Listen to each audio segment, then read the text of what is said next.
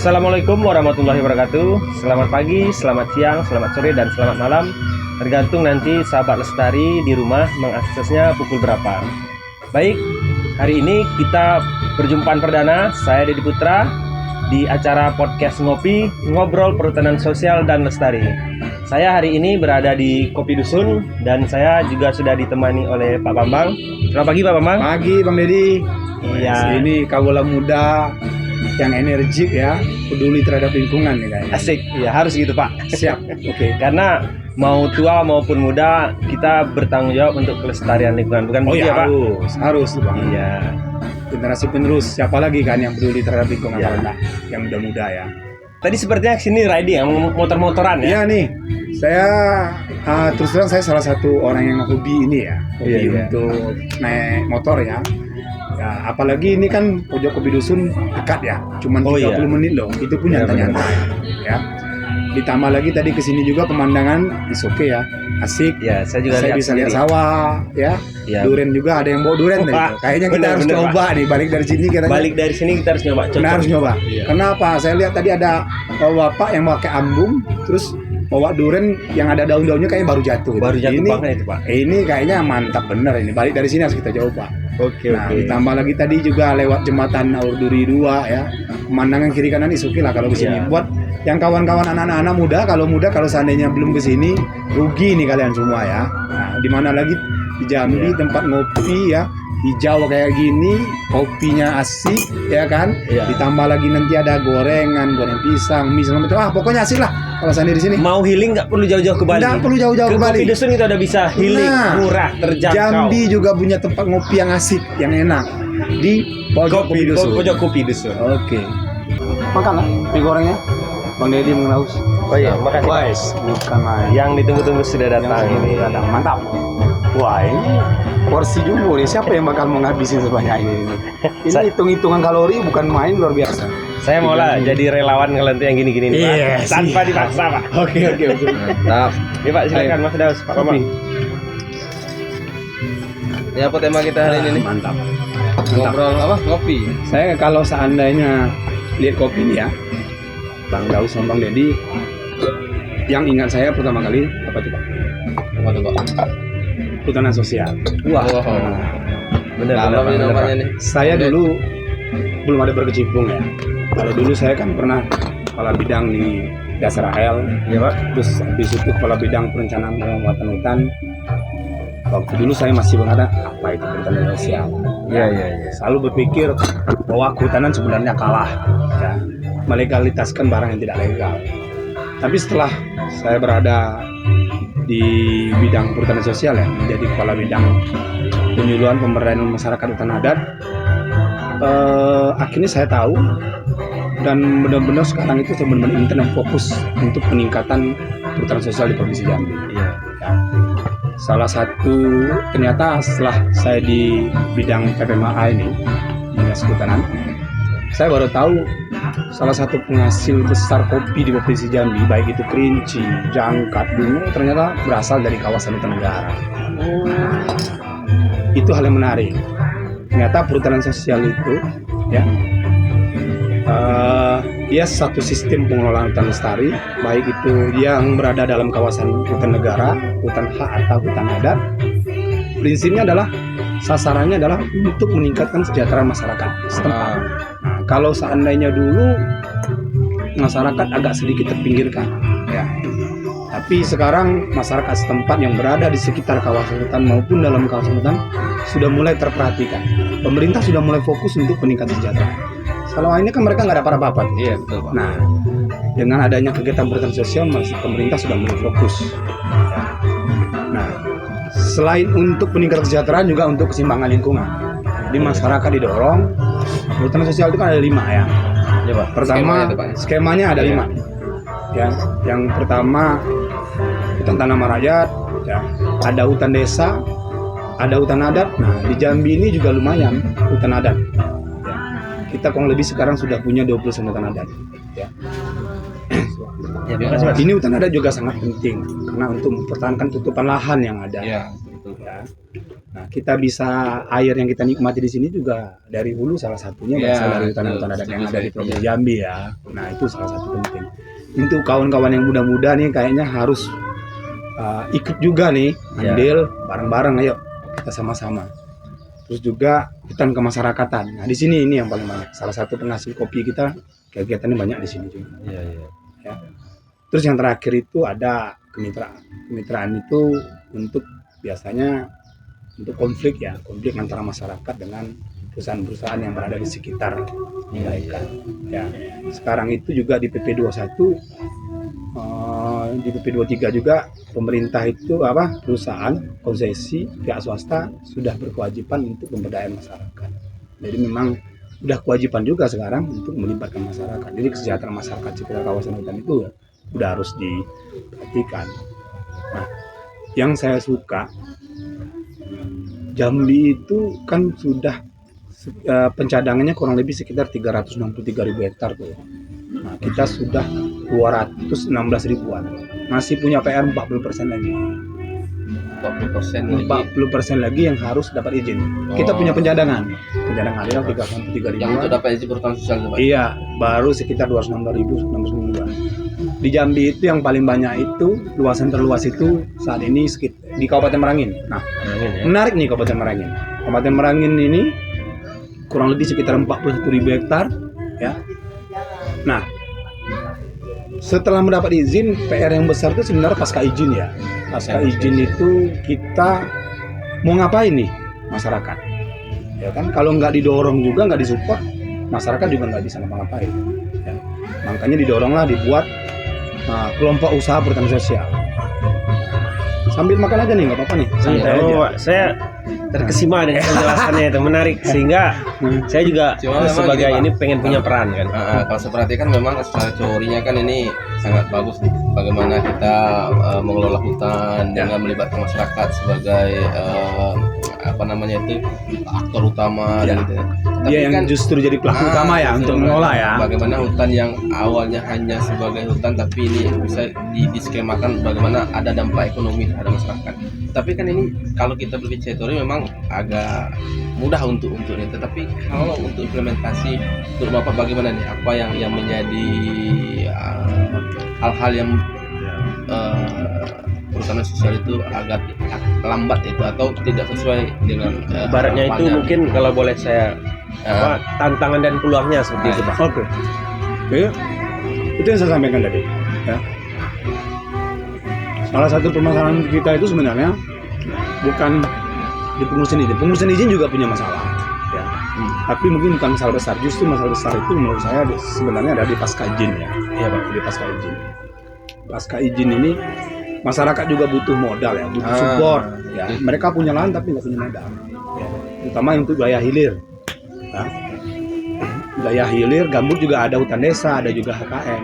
Itu kan butuh energi yang besar, supporting yang besar ya, untuk mengelola lahan itu jadi yang non ekonomis sehingga bisa menghasilkan ekonomis yang besar. Nah itu disitulah peran pemerintah. Nah sekarang kayaknya pemerintah sudah mulai konsen. Seperti yang saya sampaikan tadi, kalau untuk wilayah hulu Merangin ya, Merangin itu waktu zaman Bapak Gubernur kita sekarang Pak Aris, waktu beliau masih menjabat di sebagai Bupati Merangin, beliau bikin gebrakan. Menurut saya itu sungguh yang luar biasa, walaupun nilai masih kecil. Itu seluruh kelompok-kelompok dan perhutanan sosial dikasih bantuan dana afirmasi sebesar 15 juta per kelompok. Ya. Nah, sekarang dilanjutkan lagi sama Bupati yang sekarang, ya.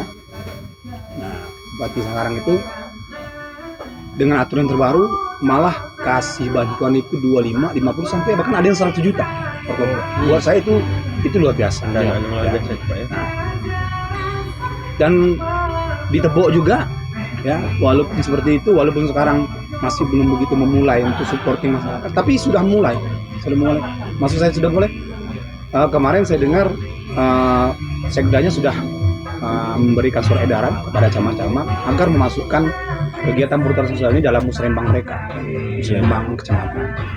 Terus juga Kerinci, ya OPD-OPD-nya sudah mulai memasukkan kegiatan-kegiatan perhutanan sosial dalam program kegiatan mereka. Bungo juga ada gerakan GMD, gerakan membangun desa.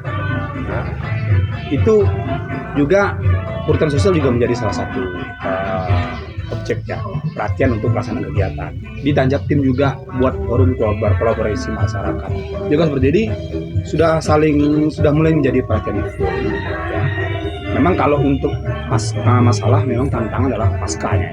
Nah, masyarakat kita kan sumber dayanya masih lemah, butuh pendampingan. Nah, kita pendamping di provinsi juga terbatas ya, hanya 35. Tapi alhamdulillah Jambi tahun ini dapat bantuan pendamping dari BPSKL ya, kementerian itu kurang lebih sekitar 81 pendamping. Ditambah lagi ada supporting dari kegiatan TV2 World Program, itu kurang lebih sekitar 50 pendamping.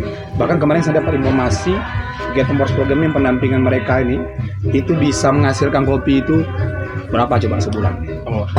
Petaninya 8 ton per bulan. 8 ton per petani. Iya, bukan untuk seluruh kelompok tani binaan mereka itu ya, sekitar 50 kelompok itu 8 ton per bulan. Itu menurut saya sesuatu hal yang luar biasa.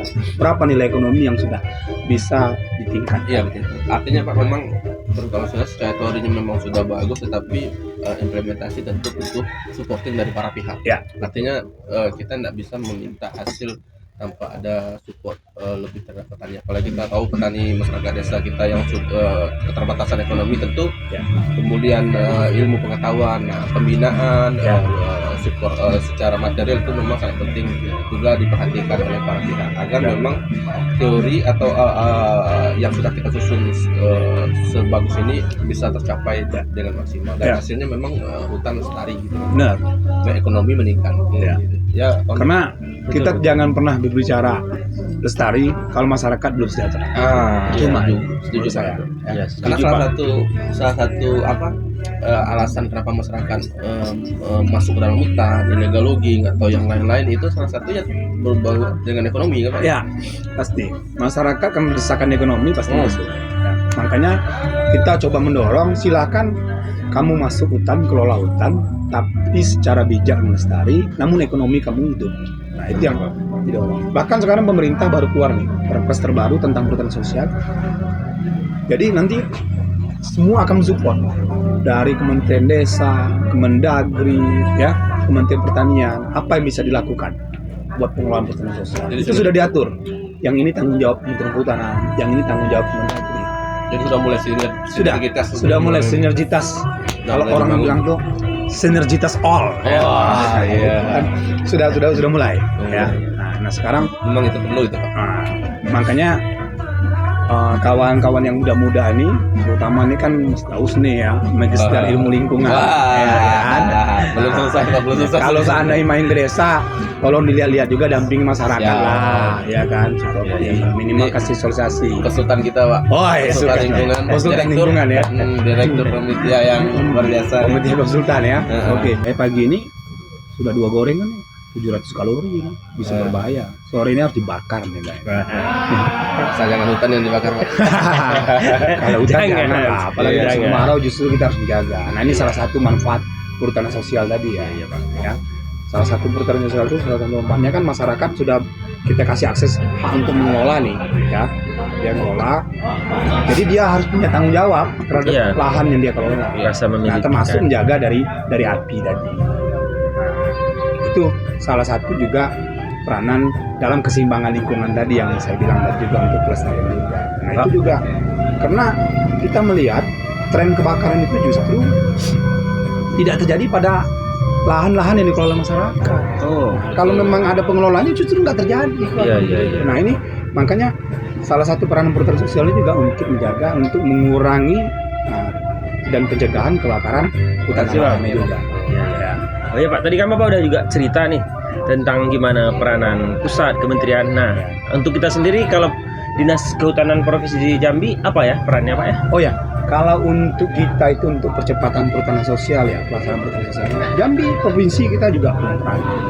Yang pertama kita sudah bentuk Pokja PPS ya. Terus juga Sekber ya. Terus juga kita ngerahin tuh pendamping kita yang saya bilang tadi walaupun 35 kita coba nih ya semaksimal mungkin. Ditambah lagi kita juga mengkomunikasikan dengan SKL segala macam balai perhutanan sosial. hutan lingkungan yang di Sumatera, ya, supaya supporting kita juga untuk pendampingan sekitar 81. Dan juga provinsi juga menganggarkan di APBD kita, ya, untuk memberi bantuan-bantuan alat ekonomi produktif ke masyarakat yang sudah memiliki usaha hutan sosial. Iya. Kita berharap yang mereka awalnya laju kegiatan mereka itu yang untuk laju perekonomian mereka yang awalnya larinya mungkin 20, dengan kita supporting bantuan ekonomi produktif tadi, alat ekonomi produktif bisa larinya 60-70. Ya, misal nih ya, dia mungkin usahanya kopi, mungkin waktu itu kualitas kopinya mungkin kalau seandainya masih kurang bagus, biar bagus penjemurannya harus yang sesuai dengan standar. Kita kasih bantuan rumah jemur kopi, ya, alat roasting kita kasih bantuan supaya kopinya juga lebih bernilai lagi. Nah, kita coba anggarkan dari kopi itu bisa lebih bagus itu. Iya. Dan tahun ini juga kita disupporting oleh dana Biokarbon Fund, ya. Nah, kami berharap tahun 2024 ini dana untuk bantuan alat ekonomi produktif ini juga jauh lebih besar lagi, ya, sehingga bisa banyak petani-petani perhutanan sosial kita yang bisa kita bantu alat ekonomi produktif tadi, sehingga hasil ekonominya, hasil kegiatan perhutanan sosial mereka tuh nilainya juga menjadi lebih tinggi lagi. Jadi memang begitu Om ya. Jadi dari provinsi nampaknya sudah upaya-upaya itu udah memang kita lakukan tetap maksimal ya. Walaupun dengan ketersediaan dan keterbatasan, ya. Hingga memang tentu di dalam lingkungan ini kan kita berbicara banyak aktor di dalamnya, sehingga memang saling support itu penting Pak ya. Jadi memang tidak melulu kita harus membebankan kepada pemerintah, provinsi, pusat. Tentu masyarakat dan juga sektor swasta juga harus punya peranannya. Kita coba dorong CSR ya, buat sektor-sektor swasta untuk membantu petani-petani perhutanan sosial kita, supaya mereka juga lebih cepat dan lebih kencang peningkatan ekonomi, sehingga tekanan terhadap kawasan hutan negara itu juga menjadi jauh lebih berkurang. Pemerintah juga kan, yang saya perhatikan melalui kegiatan saya kan juga sangat-sangat mendorong ini melalui percepatan perizinan juga kan, seperti inilah kegiatan usaha-usaha ini melalui OSS kan, untuk berusaha, kemudian itu mendorong ketika masyarakat ini punya perizinan yang bagus, kemudian usahanya juga bisa berjalan dengan yang lebih baik kan, terkait NIB dan lain-lain juga kan, mereka sudah bisa mandiri juga kan Pak. Dan saya juga lupa satu hal tadi, salah satu peranan Jambi, ya, kita itu kan melalui perda inisiatif DPRD provinsi sekarang lagi didorong perda tentang perhutanan sosial. Nah, kalau ini nanti sudah jadi, nanti proses perizinan untuk hutan kemasyarakatan yang lebih banyak di Jambi itu kan di HKM, ya. Di HKM itu mungkin kewenangan akan dilimpahkan ke daerah. Nah, itu mungkin proses perizinan mungkin akan lebih cepat. Ini salah satu upaya yang dilakukan pemerintah Provinsi Jambi untuk mempercepat proses perizinan perhutanan sosial. Saya juga punya pengalaman pendampingan ya Pak.